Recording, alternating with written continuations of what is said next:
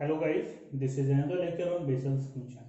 In today's lecture, first we have to study orthogonality of Bessel's function. What is the orthogonality of Bessel's function?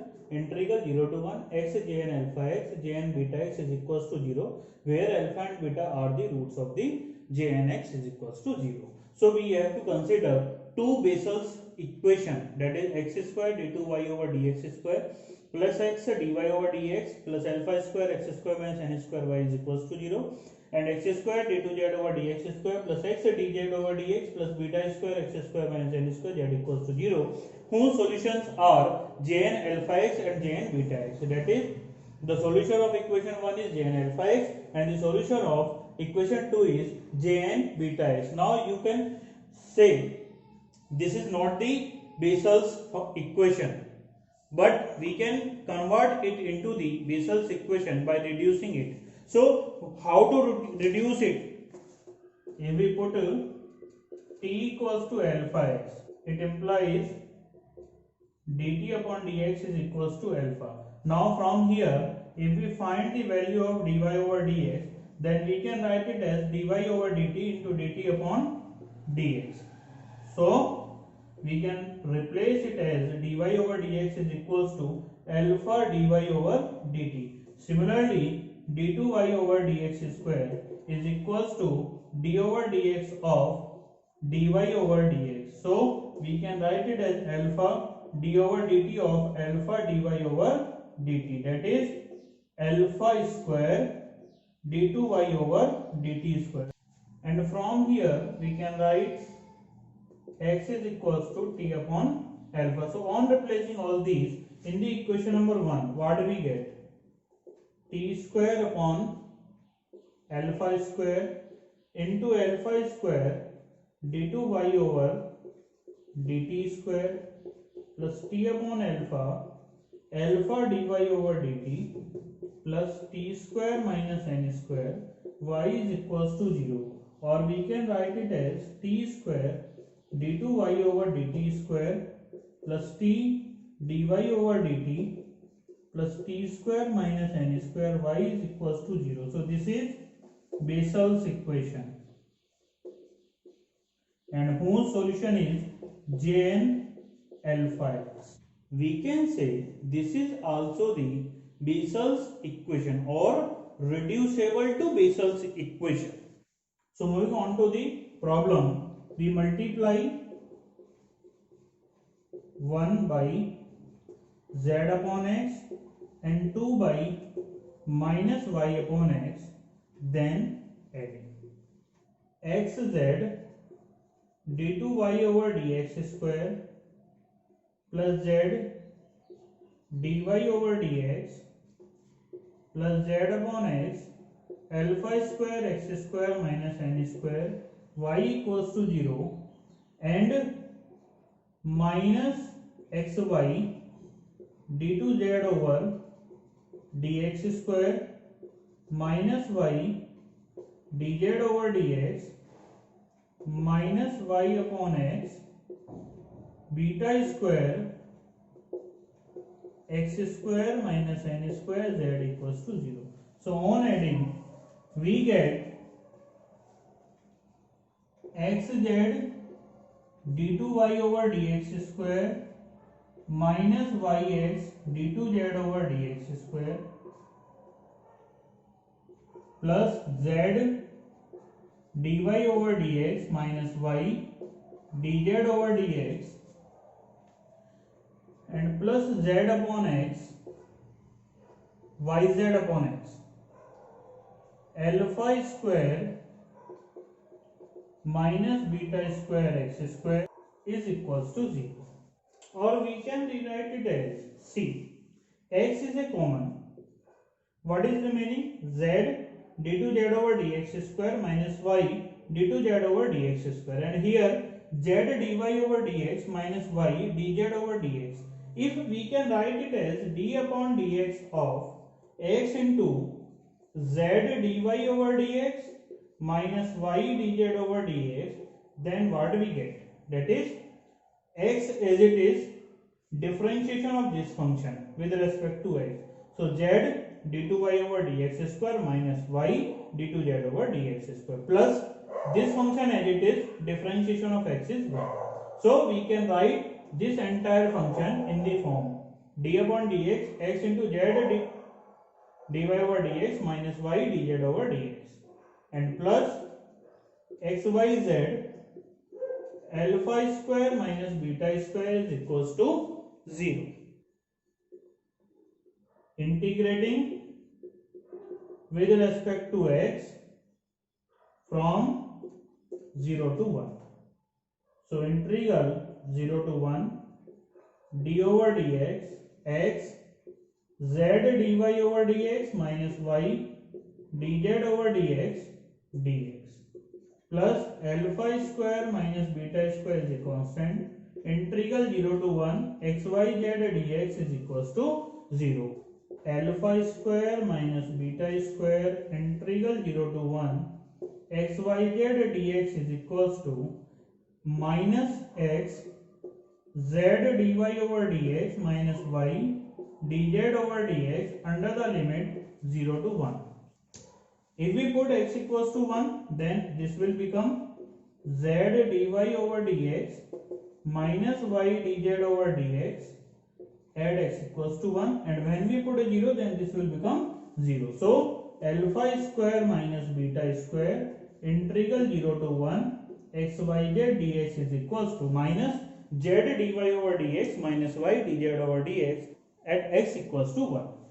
Since Jn alpha x is the solution of first equation and Jn beta x is the solution of equation number 2, then putting y is equals to Jn alpha x and z equals to Jn beta x. So dy over dx is equals to Jn dash alpha x into alpha and dz over dx is equals to beta Jn dash beta x. So on replacing, we get alpha square minus beta square integral 0 to 1 x Jn alpha x Jn beta x dx is equals to minus z Jn beta x into the value of dy over dx, that is alpha Jn dash alpha x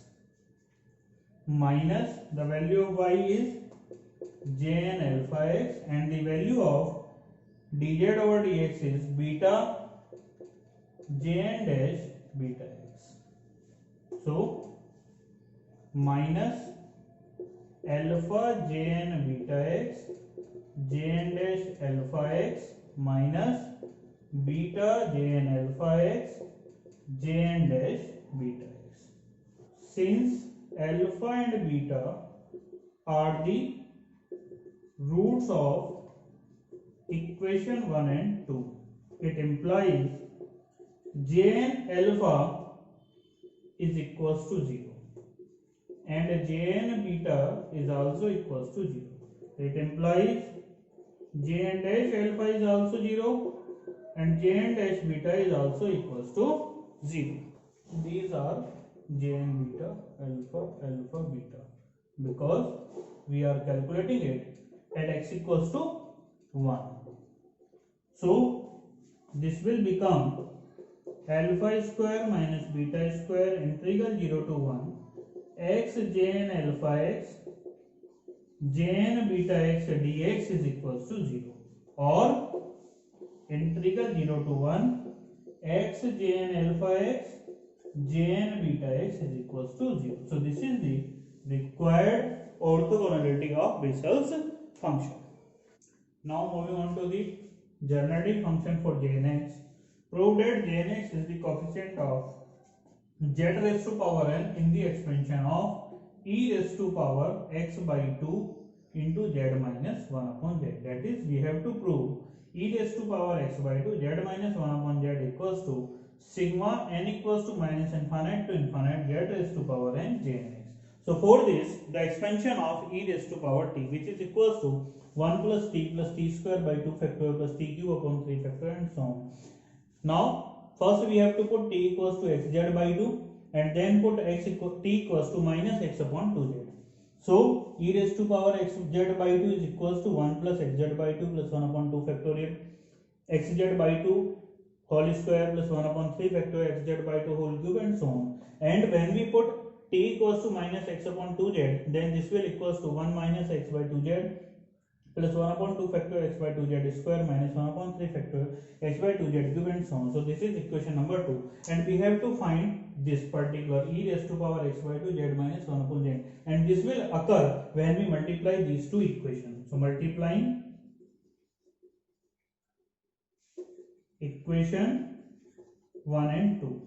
So e raised to power xz into e raised to power minus x upon 2z is equals to 1 plus xz by 2 plus 1 upon 2 factorial xz by 2 square plus 1 upon 3 factorial xz by 2 cube and so on, multiply by 1 minus x upon 2z plus 1 upon 2 factorial x upon 2z square minus 1 upon 3 factorial x upon 2z cube and so on. Now we have to find the coefficient of z raised to power n in the expansion of in the product of these two brackets and the coefficient of z raised to power minus n. The coefficient of z raised to power n in the product of equation number 3 is 1 upon n factorial x by 2 power n minus 1 upon n plus 1 factorial n by 2 power n plus 2 plus 1 upon n plus 2 factorial into 2 factorial x by 2 power n plus 4 and so on, which is written as jnx. Similarly, the coefficient of z raised to power n in the product of equation number 3 is equals to j minus n x. We can rewrite it as e raised to power x by 2 z minus 1 upon z is equals to j0 plus z j1 plus z square j2 plus z cube j3 up to so on, z inverse j1 z raised to power minus 2 j2 minus 1 minus 2 z raised to power minus 3 j minus 3 and so on. Or we can rewrite it as sigma n equals to minus infinite to infinite z raised to power n jnx, which is the required proof of genetic function. Now move on to the next topic, trigonometric expansion involving Bessel's function. So from genetic function e raised to power x by 2 z minus 1 upon z is equals to, this is the extended form, j0 plus z j1 plus z square j2 plus z cube j3 up to so on, and plus z inverse j raised to power minus 1 plus z raised to power minus 2 j minus 2 plus z raised to power minus 3 j minus 3 and so on. So we have to involve here the trigonometric expansion. So for this we have to replace this z by e raised to power I theta. So putting z equals to e raised to power I theta in equation number 1. So e raised to power x by 2 e raised to power I theta minus 1 upon e raised to power I theta, or we can write it as e raised to power minus I theta, which is equals to j0 plus e raised to power I theta j1 plus e raised to power 2 I theta j2 plus e raised to power 3 I theta j3 and so on, plus e raised to power minus I theta j minus 1 plus e raised to power minus 2 I theta j minus 2 e raised to power minus I theta j minus 3 and so on. But j minus nx is equals to minus 1 power n jnx and e raised to power I theta minus e raised to power minus I theta is equals to 2i sin theta. Then e raised to power x by 2 2 iota sin theta is equals to j0 plus e raised to power iota theta minus e raised to power minus iota theta j1, because when we put n equals to 1, then j minus 1 is equals to minus j1x. So on combining the coefficient of j1, we get e raised to power iota theta minus e raised to power minus iota theta. And when we put n equals to 2, then j minus 2 is equals to j2. So this will become e raised to power 2 iota theta plus e raised to power minus 2 iota theta j2. So in this manner, the next term will be e raised to power 3 iota theta minus e raised to power minus 3 iota theta j3 and so on. And we can write it as e raised to power xi sin theta or cos x sin theta plus iota sin x sin theta, which is equals to j naught plus this can be replaced as 2 iota sin theta j1 and this can be replaced as 2 cos 2 theta j2. This is 2 iota sin 3 theta j3. Next term will be 2 cos 4 theta j4 and so on. So on comparing real and imaginary parts, we get cos x sin theta, which is equals to j naught plus 2 cos 2 theta j2 plus 2 cos 4 theta j4 and so on, and sin x sin theta is equals to 2 sin theta j1, this will be plus 2 sin 3 theta j3 and so on.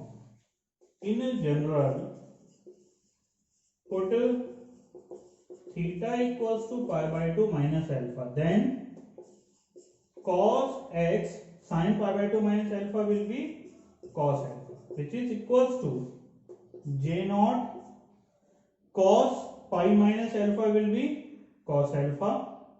So j naught plus 2 cos 2 alpha j2 plus 2 cos 4 alpha j4 and so on, and sin x,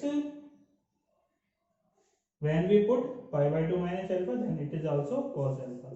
So sin x cos alpha is equals to, when we put theta equals to pi by 2 minus alpha, then this will be cos alpha. So 2 cos alpha j1. Similarly, this will also 2 cos 3 alpha j2 and so on. Hope you understand the content of this lecture. If you like this lecture, then like and subscribe my channel. Thank you.